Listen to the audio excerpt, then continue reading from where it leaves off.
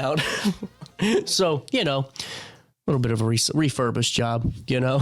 We're back in studio. 10:30 is the time on this Wednesday morning.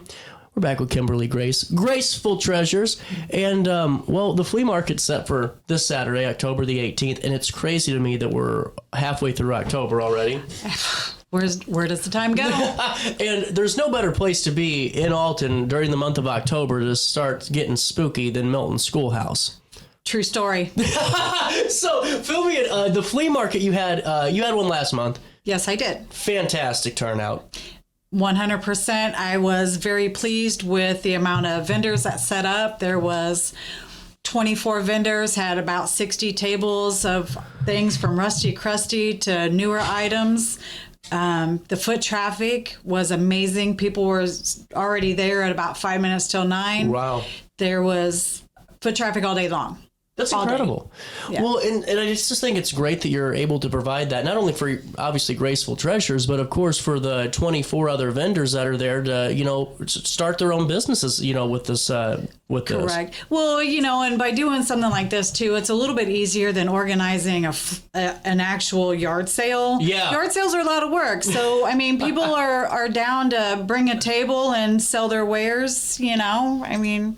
Well, and that's it's a really good point. And I think too, on top of it as well, you know, with Milton being the way that it's set up, it's the perfect atmosphere really for these type of events. And it makes it so much more enjoyable too. And that's just for my takeaway on them. Right. I mean, might as well utilize the warehouse there. I mean, it's empty and fill it full.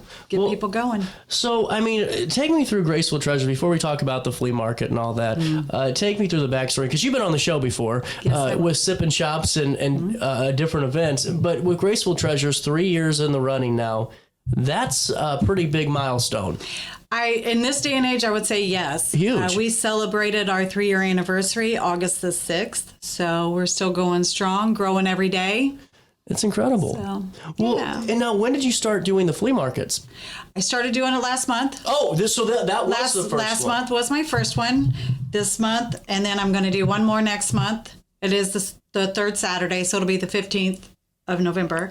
And fingers crossed, I can get them rocking and rolling every month next year, starting probably April through hopefully November. Well, and it's incredible to me that you had that great of a turnout the first time, because normally, you know, we all want that first one to be.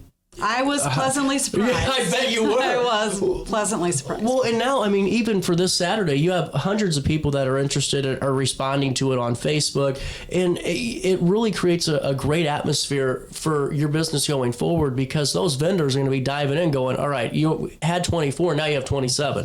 Yeah, I've turned people away in the last couple of weeks that's wanted to set up a table, and I'm out of room. I'm busting at the seams. I could utilize the courtyard that's there at by the warehouse, but with the impending weather, you know, I'm kind of a little. The rain is going to be potential. Yeah, and the best part is it's all indoors, so there's no excuse why nobody can't be there, because it's all inside. You took care of that. I was ready to yell at him. I yell at him all the time. Yeah, every bit of it's inside. Well, and now, have you always been at your same spot in Milton? I have. And how has it been for you there? Have you been? Because to me, Milton's such a really cool incubator, and it's shared by some really cool people.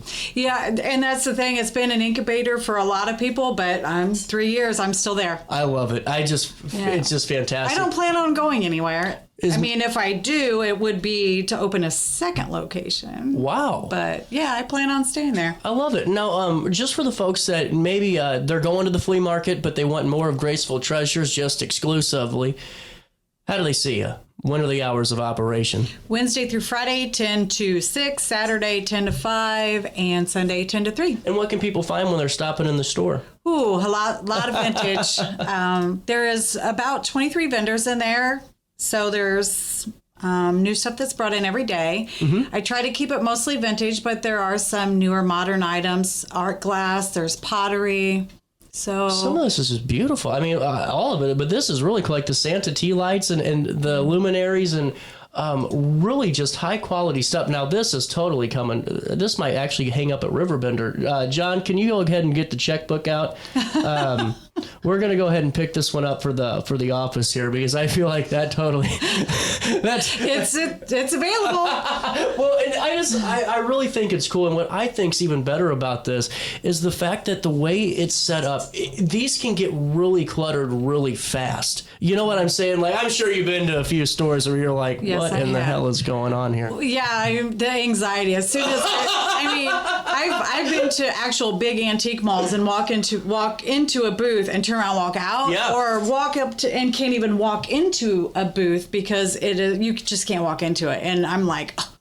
But with Graceful Treasures, it's curated very well. It's mainly shelves. So, there's shelves along the wall, and the vendors keep them nice and tidy. These are just, you have some really cool items in here. Thank you. Some great vendors. Now, how do you curate your vendors? Well, a lot of the vendors have been with me for a couple years. Wow. Yeah, I do have 2 or 3 original vendors from when I first opened 3 years ago, but I don't have a big turnover. That's incredible. And now, do they find you, or do you kind of have I will put it out on the business page. You know, that if we got a shelf opening up, but I also have a waiting list. There's people. This is awesome, Kimberly. Yeah, people come in and they're like, "How do I be a vendor?" And well, there's a waiting list. Wow. And so how do you make sure that like vendors aren't like identical to each other when they're in the space? What are those steps kind of look like? Sorry if I'm being nosy. Oh, no. There's so much stuff out there in the world that very rarely do we get a duplicate item in the shop, at one time. Yeah.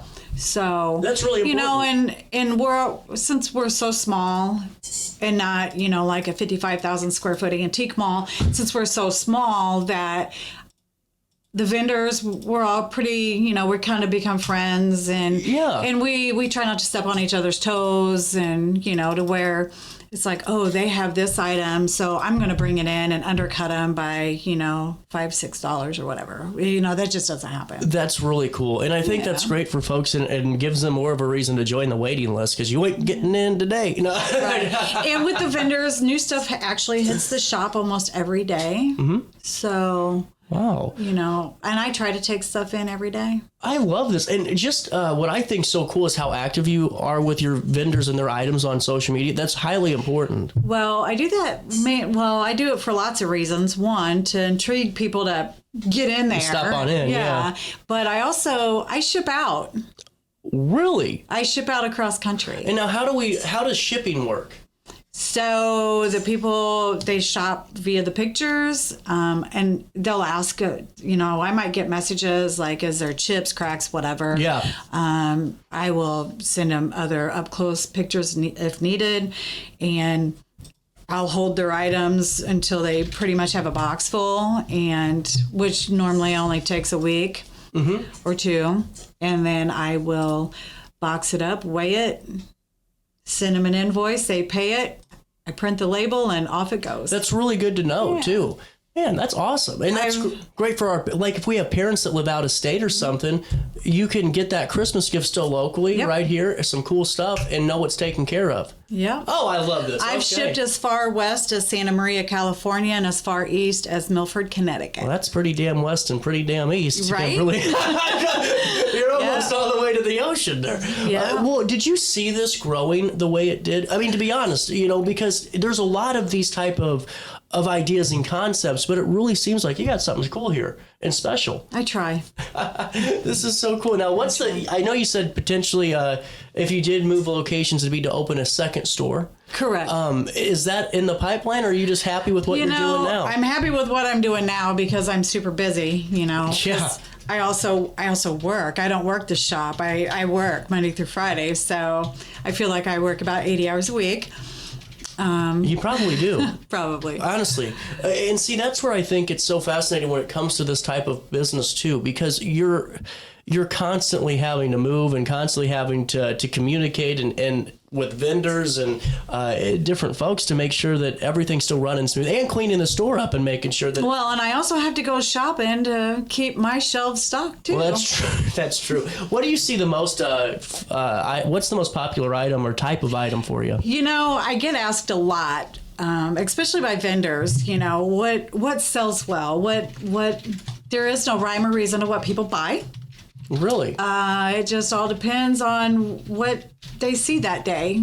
You know, they might be coming in for something in particular, say, you know, just like this vintage ashtray that they've seen on the Facebook page, and they leave with a taxidermy bat. You know what I mean? Because we have those in there too. Oh my God, this is awesome. Do you have a moment to take a quick break with me? Absolutely. We're going to take a quick break. We're going to come back with Kimberly. We're going to talk all about the vendor. I haven't even gotten to the flea market yet. I just wanted to chat it up a little bit. And you can see all this on the Graceful Treasures Facebook page, very active. And now you know that you can shop right here locally, ship to mom, dad, aunt, uncle, sister, whoever you need to.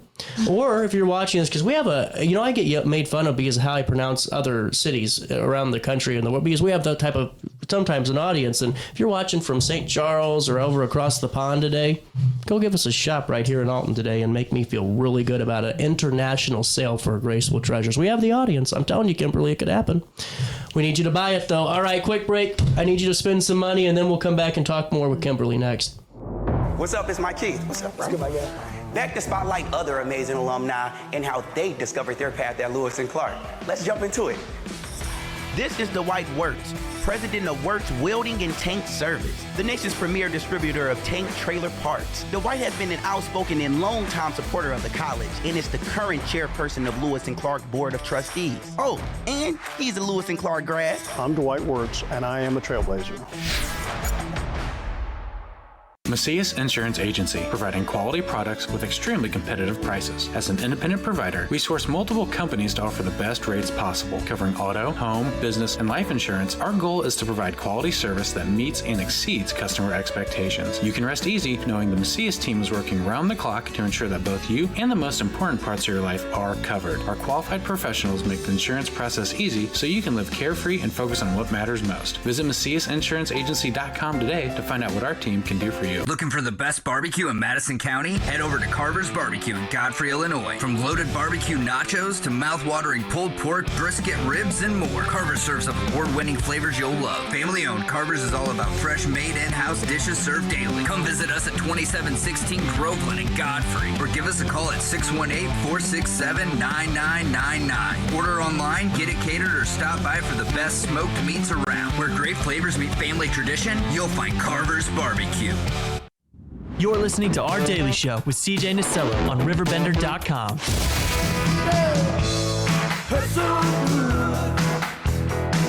Come on, baby, make it hurt so good. Sometimes love don't feel like it should, baby. Hurt so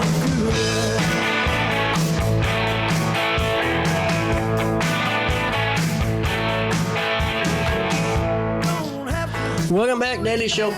1042. Back with Kimberly Grace. Graceful Treasures. I don't know why I keep wanting to say sunken treasures. Who knows? But that could be potentially a name for the second location. If it's like a beachfront, there you go. like Destin or Gulf Shores. You throw a sunken treasures down there. I think you could have some pretty good success. I have a feeling though somebody's probably already claimed it there. Well, we'll fight them.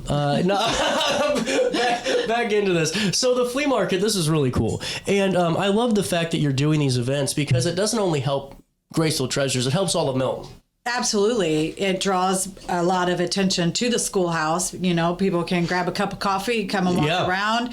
There's people that live just a few blocks away that come in to the shop that is like, didn't know you were here. We knew the coffee shop was here and we didn't know everything else was here. What's here? It's like, well, there's a barber shop. Mm-hmm. There's this. There's a new place that just opened up upstairs above me called Untap. It's like a game I think they do like Pokemon cards that's and all cool, kinds yeah. of stuff like that, and then there's another new business that opened up on the other side in the basement called Cauldrons and Candles. There's just all kinds of stuff in there, but it's amazing though, the people that have lived there, they're like, oh, lived here my whole life, didn't know there was anything in here. So that's literally why I started this show, because I'm like, how many times do I hear people go, I drive by it, but I just never knew what was going on in there. And I'm like, okay, this is why we have to have a show, because it's not 1%. It is seriously like at least 70% of the population of this, not even all, the RiverBend region is the exact same way. They'll live right across something, never walk inside. But now we're here, and now you had a whole foot traffic full day. It looked like 270, that first flea market, It did. And I just think it's awesome that it turned out so successful. And now you can do it again this Saturday, and this is all inside, so there's no weather permitting, nothing. Go in and shop some really cool vendors. Do you want to highlight a few? Well, yeah, I know it's hard. It's hard just because, there's so many people that's going to have so much different stuff. There's going to be vintage glass. There's going to be, I'm sure there's going to be Halloween stuff. There's going to be Christmas stuff. So it's hard to just, put out there one person or two people. Yeah, well, and that's good, though. And I think it's really fair to do it that way, and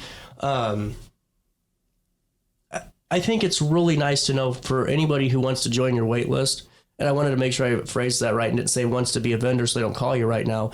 But thinks about that, knows that everything's intentional. It's not, you're here to help everyone succeed. And I think that's really cool. Really, really cool. I tell everybody, I hope you make $1 million. Yeah, hell yeah. Which got me in trouble at work the other day for putting on Facebook here's to making $1 million. So hopefully someday I can leave the daily corporate grind.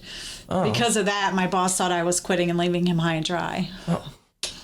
Yeah, but no, I really do. I hope everybody makes $1 million, and I even said that, with Cauldrons and Candles, because, she started as a vendor in my shop when I first opened. I hope she makes $1 million, I want everybody to be successful. Well, 100% over. And, and I just think it's going so well for you because of that attitude. And it's going to be soon before you're saying so long to go. I shouldn't say that because we don't want to get corporate grind. Yeah, I don't want to get you in trouble anymore. I'm sorry. I shouldn't have said that. It's not going nowhere. No, not anytime soon anyway. Well, seriously, Kimberly, keep up the great work when it comes to Graceful Treasures. Let's talk about hours again. When can we see you? It's Wednesday through Sunday, correct?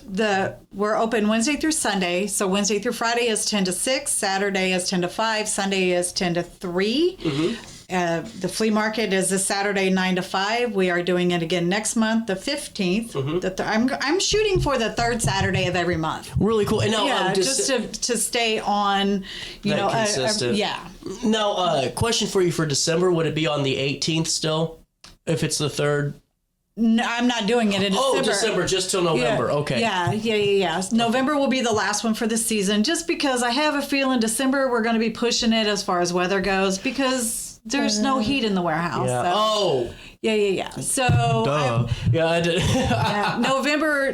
November's is only going to be from 9 to 3 because, with the whole getting dark at like noon. In the winter, I don't want to do a damn thing when that happens too. Me neither. I just want, seriously. I go to work in the dark. I come home in the dark. Yeah, honestly, here's the thing that's sad too from kids in my generation, because they're gonna figure it out sooner than later. The realization, the first time you realize, go to work in the dark, I come home in the dark, and then you get really sad, and then you tell your parents about it, and they're like, "Welcome to life, pal." Right. I really wish people would have warned me about adulting when I was 12. Oh, yeah. But, But next month is only going to be 9 to 3 just because of getting dark early. And then, my plan is to start it back up in April. I love it. And I just love what you're doing here with the store. You can see it all on Facebook. Here, I'll just, I have about 1 minute. I can do a quick pass through on some of these. Let me zoom in. Let me go to here, picture in picture. Let's go through some of these items like this. These are so awesome. These are some of the things you can stop at. I love that. Stop in and see at Graceful Treasures. The glass is awesome. That's really cool. Yeah, I'm serious. You never know what you're going to find in there. This is so cool. Wow. And you can walk around the shop 14 times in one day and go in and still see something that you didn't see 10 minutes prior. This is just fantastic. You can see all of this on their social media page, Graceful Treasures. This is just so cool. The list goes on. Now that's really cool. Yeah, and those are already spoken for. Oh, okay. Well, dang it. Maybe next time. So is that. Dang it. Maybe next time.